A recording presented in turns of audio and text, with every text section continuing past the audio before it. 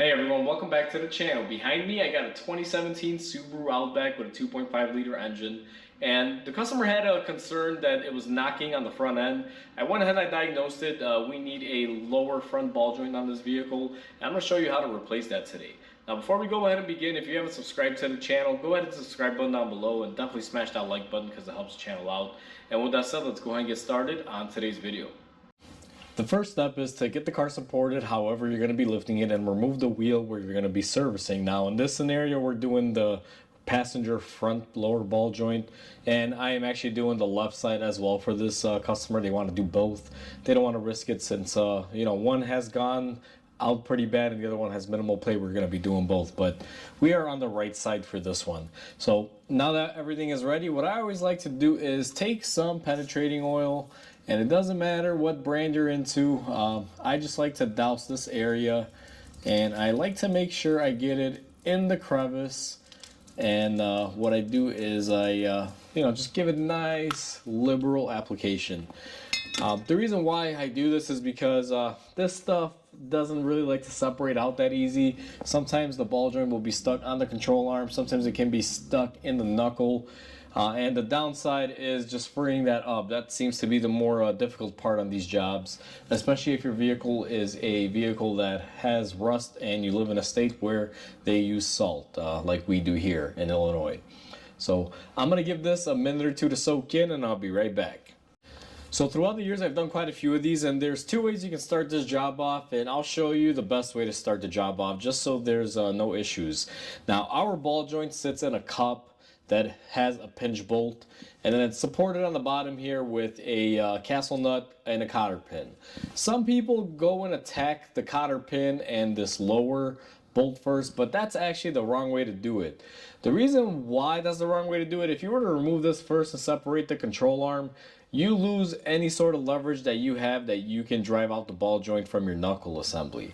So where I always like to begin is remove the 14mm pinch bolt that is holding our ball joint into our knuckle. So we're going to go ahead and remove this. Now I like using an impact. You may be using hand tools. The reason why I like using an impact is these bolts rust. Sometimes if you can shock them really quickly, they come off without breaking. In this scenario, we got ours without breaking it. And as you saw, it came off pretty easy. With the pinch bolt removed, I'm going to zoom the camera in here, and you can see right here there is a split where the pinch bolt goes through and basically pinches the two halves of the knuckle to keep that ball joint into place. And what I like to do is spread that out a little bit. Now they do make separators and spreaders. However, to me, I don't have one. I never really was interested in buying one, because what you can simply do is take something like this, which is a chisel, and just put it up in here. Now, depending on how much room you have, this may be a good method or may not be a good method for you, but I'll sneak this in here, and let me see if I could get my other hand holding it into place here. Now I know I'm probably blocking the camera, but what I do is I'll get it into place there, and I'll use my hammer, and we're just gonna knock it in there a little bit, try to separate it on the ball joint a little bit. So I'm gonna go ahead and do this. Now you don't have to do this step, but if you do spread it out a little bit, it'll make your life a lot easier getting this ball joint out. So there's going to be a little loud with me tapping, and I don't want to blow out your speakers. I'm going to do this really quickly, and I'll bring you guys right back in. So I've gone ahead and I used my tool when we spread our ears a little bit in there to hopefully get our ball joint out just a tiny bit easier. Now one thing that I also like to do, and this doesn't really work a whole lot of the time, it just really depends on what your tools are, but your next step would be to try to rock this loose in our knuckle assembly. Now you can use the chisel tool with the hammer and come on in here and start tapping away at it. Now since we're replacing this, you would tap it right there. You're not really caring if you destroy the boot or not. It's not really a priority to save at this point. Now what I like to do is, I'm not going to waste my time because I do have a air hammer in the shop. I normally take my air hammer, I'm going to put it here on the lip, not on the knuckle, on the ball joint that we're going to be replacing. We're going to go ahead and vibrate this a little bit. So now that we've pretty much vibrated our ball joint, I can see it has dropped a little bit and there's a little bit of play in it. The next step, once I achieve that, and the reason why I still leave the bolt in here is because I can use my pry bar to pry on it, so I can try to get more leverage. That's why the control arm is still attached. But now that we have movement, what I'm going to simply do is go ahead and take off our cotter pin. Now we have new cotter pins that come with the new ball joints, so we're just going to take this old one out of here. And then what you want to do is go ahead and remove your lower ball joint nut and take this off. It's a 19 millimeter. And once you get that off, what you want to do is take a hammer and strike your lower control arm, and you're going to want to separate the ball joint from the lower control arm. I'm going to go ahead and do that off camera because it's going to be pretty loud, and I'll be right back once I hit it enough.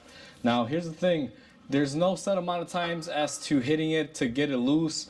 Basically, when you hit it here on the other side, make sure you hit what it goes through. Don't hit the actual stud, because sometimes you'll mushroom it and then it won't come out of the hole. Then you're going to have to cut it off, and it makes it a little bit more difficult.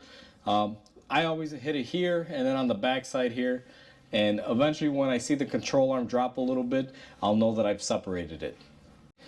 Now if you have a air hammer like I do, if you have a fine tip chisel point, I'll show you a way to do this even easier. After striking it a couple times on here, you're just going to take your fine point and go ahead and hit this in the center. And then what you want to do is go ahead and pull down and see if you got separation. Now sometimes it gives right away, sometimes it doesn't, but right there we have separation. And what I like to do now is go ahead and pull my control arm down and do one of these where you can push up the control arm into the knuckle area. And you can see our boot is coming off of our ball joint, which is fine because we're going to be replacing this thing, so I'm not too worried about it. Now we have our lower portion free and we have our upper portion free. You can do this one of several ways. They do make tools that you can thread on here and use it to pull it off. I don't know if I have mine handy. I'm going to see if I can find it to show everyone how you use that. But the method that I employ is basically air hammer and chisel. This thing is pretty much ready to come out. It shouldn't fight it. Let me see if I can find that tool and show you guys the easier way if possible. So this is the tool that we have that you can use on these, and Astro makes this. It's a great tool. And here is the insert. It's basically the same thread pitch as this is. And what you want to do is you just roll it up on your ball joint, and this part of it is the daunting, difficult part. Let me thread this in all the way because you got to make sure your adapter's in all the way. And the way this works is you're going to take this, and it's better when you have a helper, but I'm going to try to do this just solo here. Sometimes it's nice to have somebody steady the ball joint because when they're rusted up like this one is, sometimes they have a tendency to move. Now the whole goal is to thread the inner portion of the tool that I just showed you, like so. I'm gonna go ahead and get a couple threads chased on here. And then what you want to do is position your cup and go ahead and put your tool on there all the way up. Sorry, I cut the clip there. There was someone outside with a motorcycle. It's getting warmer outside, so the bikes are coming out. It was pretty loud. So now that we have our tool threaded in there and the cup put in there, we're going to take a 24 millimeter and a ½ ratchet, and we're just going to basically tighten our lower bolt. Now, in essence, this tool will pull that ball joint out of its place, and this is the quickest, easiest way to do it. If you don't have the tool or don't want to buy the tool, even though this tool is pretty affordable, what you can always do is use a slide hammer if you have one, and just use the existing nut. You know, you can kind of make it work that way. or you can leave the ball joint attached to your lower arm and then just use a pry bar prying on your lower control arm until it pops out of the socket. However, that takes a great deal of time, so this tool is a must-have for this. Now, once you tighten it up, you get your ball joint out just like that. So I thought I would take a moment here and show you the tool here with the ball joint. Now I just pulled this off the car as you guys saw in the last clip. Again, we have a biker that's in the neighborhood and their bike is parked right out front starting it up, so I cut the clip short. But basically there's our ball joint.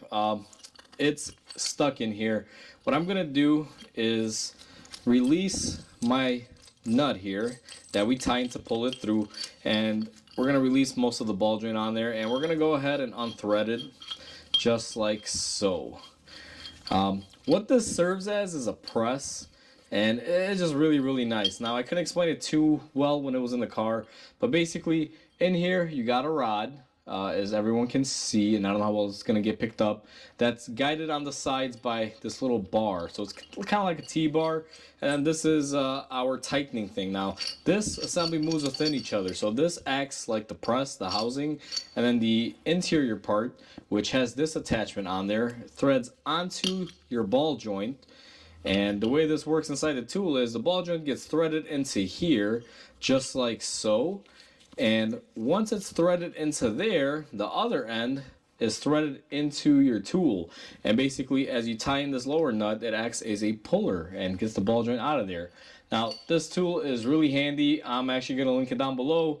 Trust me, if you have one of these cars, you're going to do this yourself at home, just buy it. I'm not repping the tool. I paid for this with my own money.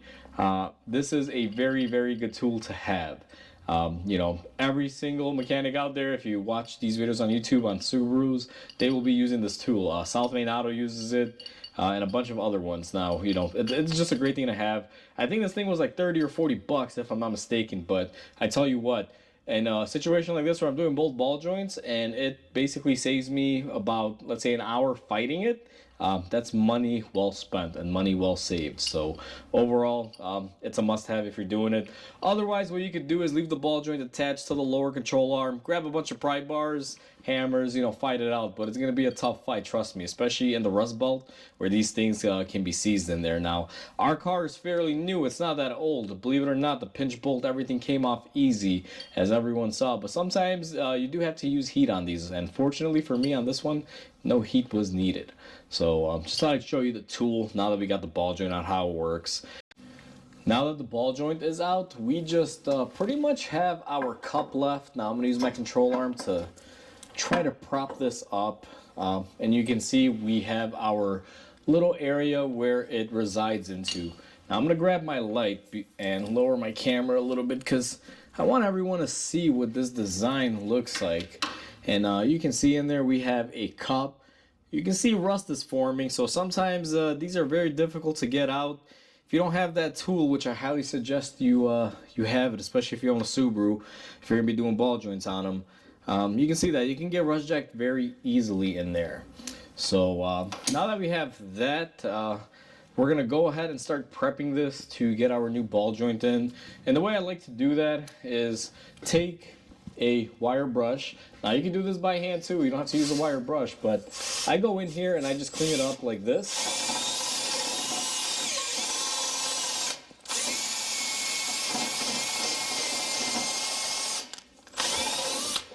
Now you don't have to go extreme, but I like cleaning it up, making sure I got a good area. And it's always difficult because this thing is always moving on you, and once you use a brush or whatever sort of abrasive process you like to use, I'm going to use my brake cleaner. I'm going to pull my camera back here, apologize for this angle, and we're just going to clean out anything that might have come out of there. So now it's time to install our new ball joint, and what I like to do before I install it is where we cleaned up, I like to spray something like this. This was fluid film. It's a rust preventative item. Keeps the ball joint from, seizing in there next time, and it'll help the new one slide into place very easily. Now the way I like doing this, because new ball joints can be very stiff to move the joint, I prefer to install this end into the control arm first. Now it doesn't go in as easy as I'd like it to most of the time. So what I do is I hook up my castle nut, and we're just gonna tap it lightly. You don't want to go hitting it like crazy. Now that we have it in our knuckle, what I'm gonna do is lower my control arm, and we are just going to simply slide it into place. And I'm going to hand tighten my lower control arm bolt here for the ball joint, just like so. Now that we got our lower control arm ball joint bolt in place and just hand threaded, what I'm gonna do is go ahead and put in our bolt for our upper pinch bolt. Now, I do not reuse the old ones. These can break, and if you put them in there, I've had it where I reuse them and they snap. Now, I'm using a Moog ball joint. They come with new hardware. Now, I know it doesn't look like the Subaru one, but it does work, and you just want to be careful. Make sure that it is going to be the right one. Now, these holes inside here can be a little dirty. However, you don't want to damage thread, so I just tap it in there. And once it stops, you're going to take your new size, which is going to be a 15, at least in this scenario. And once I tap it in there, I'm going to start threading it in by hand. Now, this is going to take a while, and you know, I take my time because I definitely don't want to ruin any threads inside of my pinch bolt area where it bolts up to the knuckle. Because if you were to do that, you're buying yourself a new knuckle. Now that we got our pinch bolt and our lower bolt tightened up, you're going to want to take your new cotter pin, go ahead and just set it into place. And we're just going to go ahead and bend it over. Make sure you bend it nice, spread the wings really nicely. Now, people have different methods for cotter pins. Everybody's different, but my general rule, as long as you put it in there and you're able to get it secure, it's all good. Having a cotter pin in there is better than no cotter pin, to say the least. So now that we have that, we are pretty much all done. So that's how you do a front lower ball joint on a Subaru Outback. Now there's going to be some key takeaways on these because these things can be a little bit of a bear. The biggest key takeaway is make sure you have a new pinch bolt, or the ball joint that you're buying has a pinch bolt in the kit if you're going aftermarket like we did. Ours was a kit, came with everything. Second takeaway is, in order to get that ball joint out, it may not come off as easy as ours. Now, we got lucky. Our pinch bolt came off and our ball joint came off without fighting it. And we did have to use an air hammer, and that's kind of how it goes with these.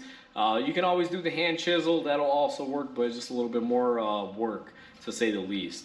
Now, also, the biggest thing is you need that ball joint tool. I can't stress it enough. It's not me selling people a tool or anything. I'm not sponsored by Astro. You know, I bought that tool on my own, and it absolutely is wonderful. You need to own one. If you have one of these and you plan on keeping it for a while, or you're a Subaru lover and you plan on owning Subarus, because they all use that design and it's going to be quite common among the years. Aside from that, everything else is pretty straightforward. These aren't super bad ball joints to do when they, you know, work out and come off easily. But if they fight you, you will wind up hating the job. But overall, guys, that's how easy it is to do a ball joint on this vehicle. So hopefully everyone enjoyed this video. Please comment, like, and subscribe because it definitely helps the channel grow. I hope everyone has a wonderful day, and I'll catch you on the next video.